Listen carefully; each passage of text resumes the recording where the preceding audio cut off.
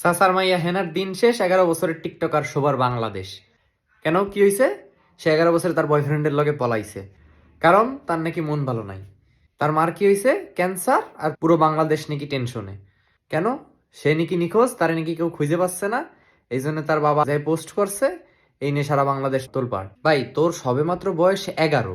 কোন জায়গায় তুই তোর বাপ মার দিক খেয়াল রাখবি, কোন জায়গায় তুই পড়াশোনা করবি না কি করবি সেই দিক দেখবি, তা না তুই মানে আবেগে আপ্লুত। বুঝলাম যে এই বয়সে আবেগ থাকে, কিন্তু সে তার মার সুস্থতার কথা চিন্তা না করে সে তার বিএফ এর লগে পলাইছে।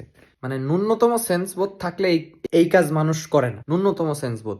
যখন রিপোর্টার তারা এসে জিগাইছে, মানে সে মানে হাসতিছে, মানে তার মধ্যে কোনো ন্যূনতম লজ্জাবোধ নাই।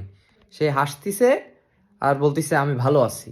মানে এগুলো হলো ধর্মীয় শিক্ষার অভাব, সামাজিক শিক্ষার অভাব, পারিবারিক শিক্ষার অভাব ভাই। মানে রিপোর্টার যখন যায় তারে জিগাইছে, ভাই সে মানে অ্যান্সার আমার বাসায় থাকতে ভালো লাগে না।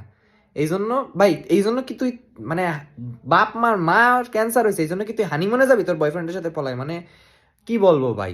ভাই লাস্ট একটাই কথা বলবো, নিজের ফ্যামিলির দিকে তাকান, ঘরে ছোট হোক বা বড় হোক, যে বোন আছে তার দিক খেয়াল রাখেন ভাই। মানে এখনকার ভাই যুগ মানে এতটাই খারাপ ভাই, মানে কিছুই মানে বলার নাই ভাই। মানে আমি শিহরিত ভাই।